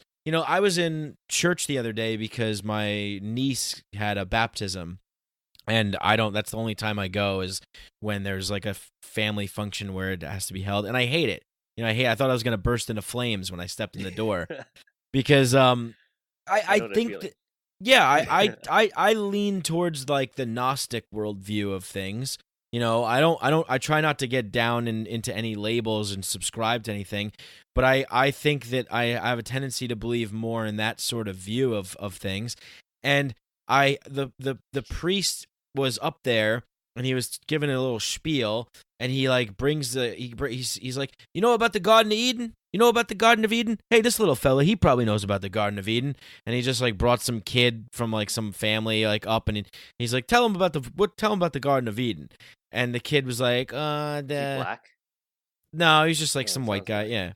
Oh, he was like, I was doing more of like kind of like a Jewish kind of thing. Okay. He was like Italian, and he's like, hey, what do you know about the Garden of Eden? All right, how you doing? And so the kid comes up and he's like, they were two people and they were living and the place was nice. And he goes, yeah, that's right. They had the place. And what happened? The snake came, right? He goes, yeah, the snake. And God said not to eat the apple, but then they didn't listen. That's right. They didn't listen. And then what happened? And then he's like, I was just like rolling my eyes at this point. So the whole entire Catholic religion is predicated on the fact that you're bad. Men and women, we're bad little boys because we didn't behave. We didn't listen to the mean old man in the sky that said, don't do it. And if you don't listen to me, then you're going to get punished. I'm sorry, but that's not how life is. Like that's not, and that's like, so the reason why I said that is because there's so many people that are operating from this base of fear, whether they realize it or not, whether it was from religion or whether it's from government or whether it's from the culture. They're operating from a place of fear because they think that they should be something. They should be this good. I have to be this good person. In the example of the Catholic one, I have to be this good person because I have to atone for the sins. I'm a sinner. I have to atone. Like I'm not good enough, so I need to latch onto this identity, and I need to project, if you're not like me, then you must be evil, because this is the right way to be. You know what? It's propaganda. As you were saying that, I was on Facebook just scrolling around, and I see one of my relatives post a picture of some billboard that says, believe in Jesus and you and your family will be saved. Of course, it is in Chinese. And when I look at that, it just sounds like propaganda. It's like, well, saved from what? Saved from the rapture? Saved from your devilish claws? Like, are you gonna fucking kill me because I don't believe in you? If that's the case, that's not the God I want to believe. You know what I'm saying? Because if you have to believe you in order for me to and my family not to be decimated, that's not a good deal to me, man. Like that's a horrible thing. Yeah, it's satanic. So it's evil. This is a propaganda of fear. It's like when the government tells you, if you don't do this, then you and your family will be killed and locked in a cage. Except this is way worse because when your life ends, you will be in hell for eternity. And you wish you were in prison because hell is 10 times, 100 times worse. It will have burning fires. It will be super hot. There will be devils with pitchforks running around. And you won't have pizza or bacon or vegetables for the rest of your life. Wait, those are the three options? We have a vegetable, a meat, and a carb. Oh, you won't have. Oh, okay. Yeah. I include vegetables in there for the vegans. Right, and yeah, this is yeah, you're right, Ed. This is what it is. It's propaganda. It's like it's do as we say. Edward Bernays shit. Yes, Edward Bernays, 100%. That guy was an evil genius. You know, the conscious manipulations of the few over the many.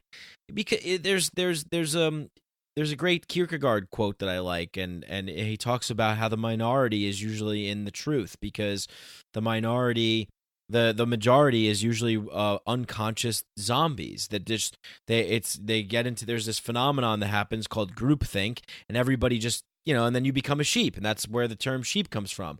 So all these terms, all this language, they're not like just made up out of this clear blue sky. They're invented for a reason.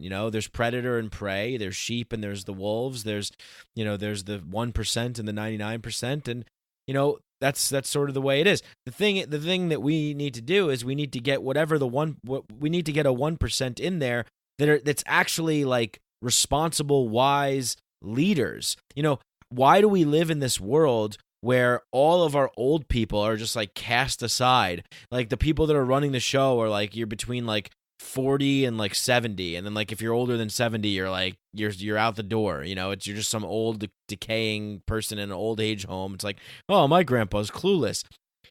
I think the societies that did it right were the indigenous societies, where they had the wise elders, the council of the wise elders. We need to get back to more of that sort of thing to be guided in the right direction. Otherwise, people are running around like a bunch of lunatics, And I went off on like a little bit of a tangent there, but basically, getting back to what you were saying about the propaganda, yeah, that's right. It's like, do as we say or else. Yeah, I'm not gonna be a part of anything like that. And if you I know from taking psychedelics and drinking ayahuasca that's not the universe. That's not how things work. That's not the way it is. It's infinitely more complex than that, and it's it's more.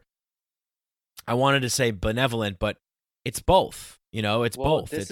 This proves how people are so stupid. Like my relative is stupid enough to look at that billboard, not only believe it, but take a picture of it and post it on Facebook for all of her friends to see. It's like, how can you be so gullible, man? It just freaks me the fuck out that people are capable, quote unquote rational people, are capable of such stupidity. And I don't know. I don't want to talk shit about Christians, because I feel like they're nice people, and it's not their fault. But at the same time, the new generation has no excuse. You know what I mean? Like, that's what I'm talking about. This whole podcast is like, the older guys, the older people, like, they were prone to propaganda. They didn't have the internet. They didn't have a lot of things that we have to defend ourselves with, propaganda, lies, and all those things. But we do. But yet, we still buy into these things. We still buy into repealing the FCC or net neutrality. We still buy into fuck this, fuck that, and fuck the entire establishment or whatever. We still buy into religions like this and propaganda like this. I think it's okay to believe in a religion. I really do. But I think it's bad to propagandize people into believing something. Like, if you don't believe in me, you and your entire family will burn in hell, which is essentially what that billboard is saying. I mean, look into it, right? So it really worries me that the new generation, which is our generation, still buys into this stuff with the internet, because with this information, with this much knowledge, you are so empowered to make your own choices, to think clearly, and to be woke. Everybody's talking about being woke these days, but nobody's woke. Yeah, I know. Yeah, that in itself is Orwellian newspeak, man. Yeah. Come on, like, people are saying, "Oh, I'm so woke. I'm so woke." No, you're not, man. You're the most asleep person I've ever met. It worries me, because I thought that the internet would turn a page. This would revolutionize how we think and how we would debunk bullshit. But no, it hasn't. It really hasn't. And maybe it's going to up the ante. Maybe it's going to make it even worse. It's almost like the arrival of the internet is the worst thing that could ever happen when it comes to this area. Because if this can't save it, then nothing can. Well, it's the natural progression of technological innovation, right? And so I'm like, my whole thing is that, I don't think we measure human progress in material technological innovation that increases efficiency for and productivity Right. for human beings in in our daily lives, whether it's like, oh, look, there's a new Amazon's using drones to deliver. Wow, cool. The future. Ooh, the future. Oh, okay, great. So you can get your fucking whatever, your fucking dildo faster or whatever, like I don't know, like whatever whatever you're getting, whatever you're ordering from Amazon, like you get it faster now. Like, ooh, cool. But so like for me, I want to see innovation happen on a consciousness level. Like I want to see a spiritual revolution, a consciousness revolution. Well, that's what I mean, because you know with the internet, you can read any book you want instantly. And Yeah. with those knowledge, you are super empowered and you can have a brand new perspective every single day. And your advancement in that area should be tenfold compared to the people before, which had to go to libraries and find a guru and find a master and all those great things. But now we can actually do it on ourselves in the comfort of our own home, just reading books and watching YouTube videos and things like that. And actually, looking into subjects like if the earth is flat. Yeah. or what net neutrality is, because back in the day, let's say you're in the 60s, right, and people tell you we have to stop the FCC from repealing net neutrality, you just kind of have to go on their word about it, or you can pick up a newspaper, and if that newspaper has a certain political leaning, you're not going to get the legit news unless you buy 10 of them. So you can't really find out the truth about all those subjects as fast as we can today. Today, you can read 10 different articles with 10 different opinions in 1 hour.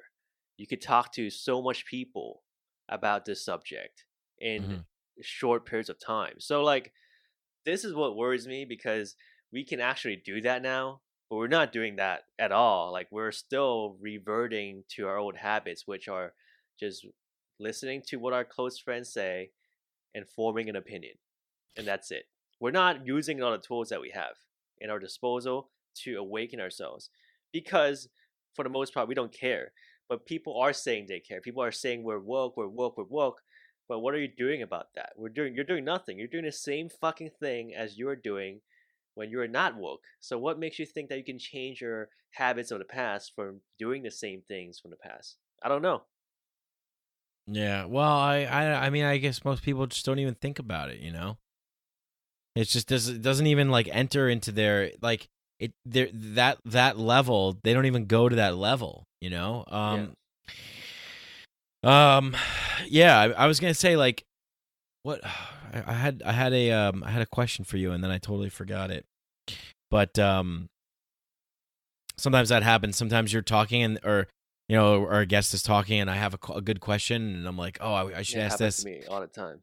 Yeah. I know. I gotta think of a better system, like try and scribble it down or something. But someone once told me if I forgot, it wasn't important enough, something like that. So, but yeah, I was gonna ask you about. So, what do you think about this concept? We were talking about the shadow, right?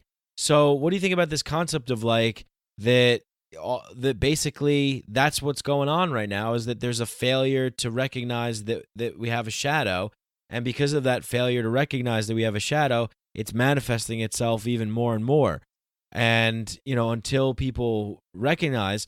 But how are people going to recognize that, right?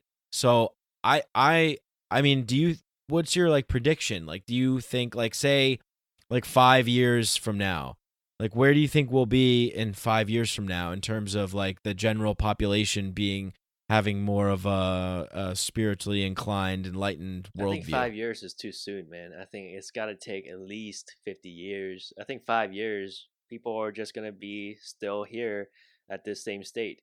And I feel like what you said is really correct in terms of people not recognizing their shadows. I mean, if you look at the national talking points of today, you have the left talking about how everybody's equal, how men and women are equal, and there's no biological differences, and how every race is equal, and how we have to destroy racism via the system, via the government, via regulations. And you have the right with, this backlash of retaliation of those ridiculous claims. And for you to not recognize that racism is a part of human history, it's a part of human nature, and it can't be solved by any regulation or governments. For you to deny that is absolute ludicrous, and that's part of Mhm. our shadow. Humans are tribal. That's the end of the sentence. I mean, there's nothing more to say about that. Humans are tribal. We have been tribal since the beginning of time, and we will be unless we evolve to AI robots or something. But for us to not recognize that racism is a part of who we are and it could be cured or it could be destroyed is really a stupid thing to think about. And that is a part of a shadow that we have to recognize and come to terms with. And we also have to recognize that people sometimes are going to judge other people, or people are going to be racist, or have bigotry, or have preference over males over females, and those things. Those are all parts of our shadow that we have to come in terms with, that we have to acknowledge, and we have to live with. And that's the only way that this problem could be solved, is we can learn to live with it, and we can learn to make ourselves better from it, and not say we have to destroy racism or discrimination and just wipe it out from our human genome. It doesn't happen that way. And certainly the government can't fix that. And what the political left is saying now is that we can actually do that via government regulations like affirmative action. Like, are you kidding me? Like, you gotta be kidding me, man. Like, the government Right. fixing racism has been alive and well since the days of dinosaurs. It's not gonna go away Well, with it's your plan. yeah. Right, exactly. And also it's like, well, what is racism? You know what I mean? Like, I mean, I remember with this great comedian I like, Bill Burr, like he's like, they got racism in the movies. He's like, there's this movie about the first all black swim team, and they got a guy who's like, get out of the pool, nagger. And he's like, that's not real racism. He's like, real racism is subtle. You have some guy in the back of the bar like, what's all these colored people doing in here, or something like, something like that. But also, yeah, because I agree. I think you're right on that. And but yeah, we can't just like we're not gonna just like end it. We're gonna fix this. We're gonna solve this problem. It's 2018 almost. I mean, come on. No, but I do like, understand where they're coming from and where their heart is at. Sure, but of they're course. going about it the wrong way. Good intentions. Like, you are so stupid. Like, you can't do that. You can't put out a fire by sending more fires. Like, this just doesn't work logically, and people actually think that this is the right way to go. And I was one of those people when I was younger, maybe 5-6 years ago. Like, I was really gung-ho and kind of SJW-ish, like I was that type of person. And then I took some psychedelics and I kind of woke up like, what the fuck was I doing? Like, all these things that I was fighting for and tweeting about were really just projections of my own demons and shadow onto other people. And I haven't actually thought about this. I just joined a team because the white men are evil and we have to promote the minorities, and we can't, I mean, whatever, all these things. And now it's like, I look back at those people, I see a younger version of who I am. But will those people wake up like I did? I don't know. Maybe not. Probably not. Well, maybe. Well, yeah, but I mean, I think the good thing is that, and I just had a guy on my show. We were talking about this, like, the fact that psychedelics is kind of getting its suit and ties on. It's kind of legitimizing itself through the medicine and the healing, the science, and that sort of stuff. That's good because it's becoming more of a mainstream type of thing. So who knows, maybe in 10, 20 years from now, there'll be, psychedelics will be legalized, and, of course we'll still have government and their stupid bureaucracy around that says, all right, you can have only this amount of mushrooms. You can't have this much. You can't have this much, but you can have this much, and you have to go to the mushroom center and they'll administer it to you. But that might be a good thing because people who are afraid of dying, or people who have whatever, if you just have some kind of sickness or disease, we might have professional people like MAPS is training these psychotherapists to do MDMA assisted psychotherapy. So we're creating new modalities of thought in the situation, or being birthed into reality, where there's like these whole new modalities essentially, so it's like I think this is going to be a good thing. And then maybe more people will actually start to kind of wake up, because once it becomes more mainstreamed, then more people will kind of, jump on board with it. Because if it's okay, if the government says it's okay, then people go, oh, then it must be okay then, oh, well, it's all right. It's okay then, So I think that's a good sign, the psychedelic medicine, the psychedelic science wing of things. I think that's a good sign. Yeah, but it doesn't mean that you're gonna be woke right away, though. Just because you take No, psychedelics, I think it's just better right? chance. You No, have a better better chances chance. of But that. I find some people will take psychedelics and are more radical towards their original views than ever before. It's kind of like this sword that cuts both ways. You either Mm-hmm. get liberated from your old habits and old demons and shadows of the past, or you're haunted by them even more. So Yeah. What did Terrence McKenna said something like, he said, these are consciousness expanding agents, but if you don't have consciousness, they can't expand anything. Like psychedelics don't work on dumb people, is what he said. So maybe that might be true. That might be true, but who knows? You never know. I don't know. It's like, ultimately, what are we talking about, right? Remember when we were talking about Gordon White, and when we were talking to Gordon White, it's like we're talking about the whole thing, the one enchilada. It's like we're talking about, like, we're trying to like solve the problems of humanity, and it's like I just don't necessarily know if that's ever going to really happen.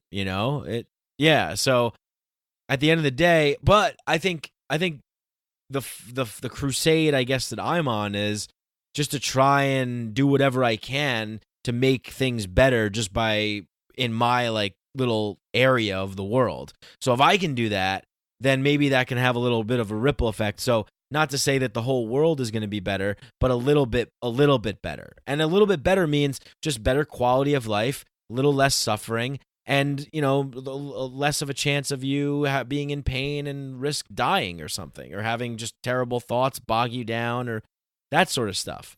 I mean, essentially, that's what being woke or whatever means to me. Like it means kind of just looking at things as it is and seeing the truth in everything, and not being attached to any sort of ideology or dogma, or giving yourself away to a higher authority other than yourself. Just knowing who you are and where you are and what things are, and just acting that way, yeah. That's what it means to me. What does it mean to you? What, woke? Yeah. It just means empowering yourself to gather back your individualism, to empower who you are, and to have the power in your hands instead of delegating it to other people. I think being woke has different definitions at different times, and at this time, when I see so much younger people delegating the responsibilities or their misfortunes on the system or the world, really, when you talk about woke and a young person that's thinking like that being woke, I can picture that young person taking their power back and really doing something with their lives without predicating their hatred onto other people and the outer world, which is ultimately themselves. And once they have that realization that everything is a reflection of who they are on the inside, then they will become woke and they will learn to love themselves and the outer world, because everything is interconnected. Just because you can lash out on a serious employee about Steve Bannon, it doesn't mean that you're a good person, and it doesn't mean that you're not hurting yourself, because you are hurting yourself. That person that you're lashing out at is yourself. And Donald Trump is a part of who you are, at least a part of your psyche, anyways.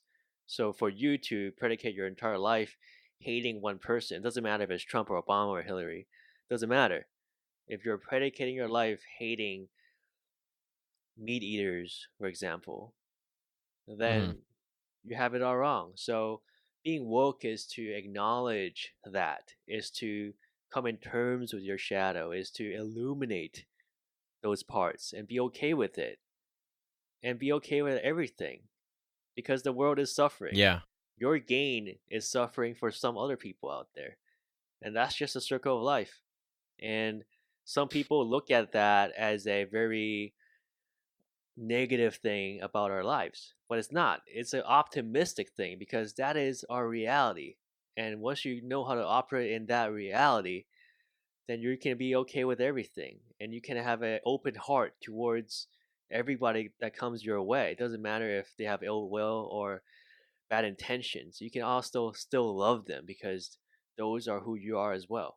So that's what woke means, man. It doesn't mean you stand up for Black Lives Matter or Green Lives Matter or eating vegan food Yeah, or whatever. Green lives. It doesn't Hashtag mean Green those Lives things at all. Matter. Those things are delusions. And those things are Right. propaganda for you to fall into. So you could be grouped, so you can be put into a segment to be marketed to be used, to be advanced forward for a political agenda. It doesn't mean anything. I mean, those things, you look back at it 30, 40 years from now, you'll laugh. It's not significant at all. What's significant is you, how to handle your consciousness, how to handle your misfortunes and fortunes, and really benefiting yourself and other people and showing love and being kind to other people.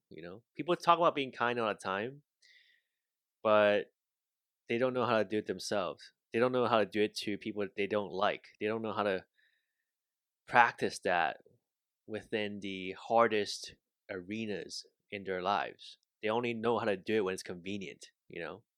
And Mm-hmm. it's easier said than done, but that's what being woke means.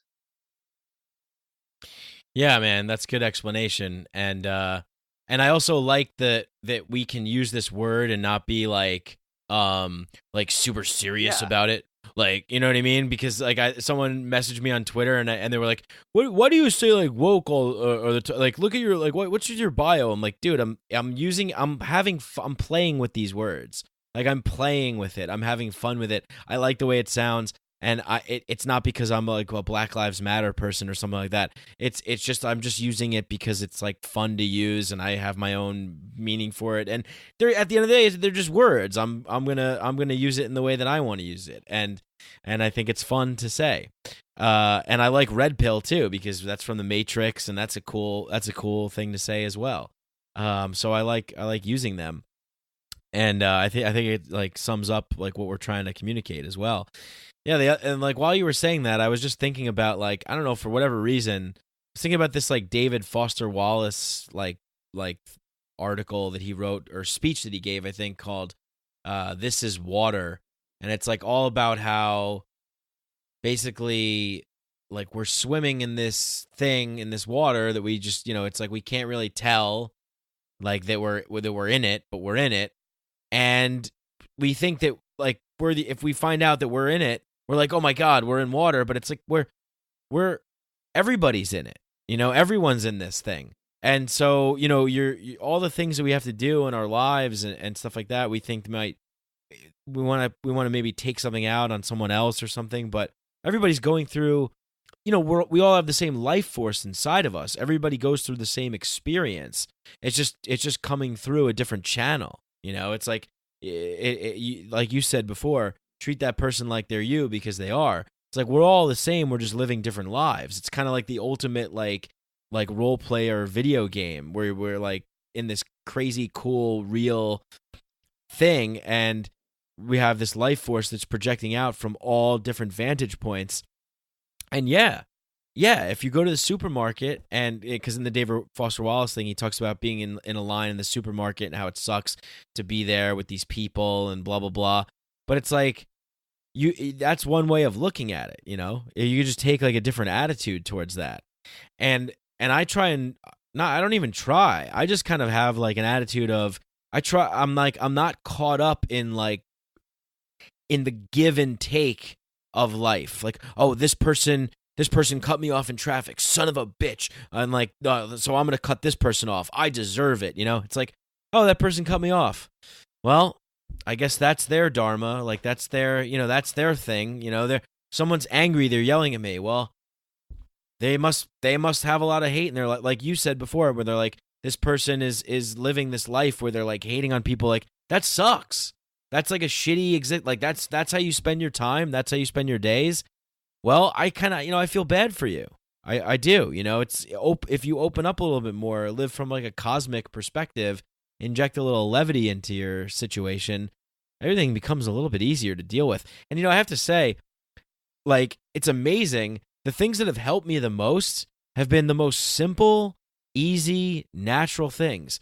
Talking to you, meditating, running, maybe eating some mushrooms, to grow on the ground, smoking some plants that grow out of the earth, just being breathing, just breathing, deeply breathing. I mean, unbelievable, right? It works. Like, it's just like, it's air. Like, it's easy to do. It's free. All these things are simple and easy to do. Like, if tomorrow there was like there's like a nuclear like apocalypse or something, and like all the internet went down and everything, I'd be fine. I still have breathing. I still have, whatever the simple things that have helped me the most. Those are the simple things that have helped me the most. So it's with all this technological progress and all this stuff, people aren't becoming more woke. They're being more trapped in a fake sense. It's like that. What's controlled opposition? Have you ever heard of that term, controlled opposition?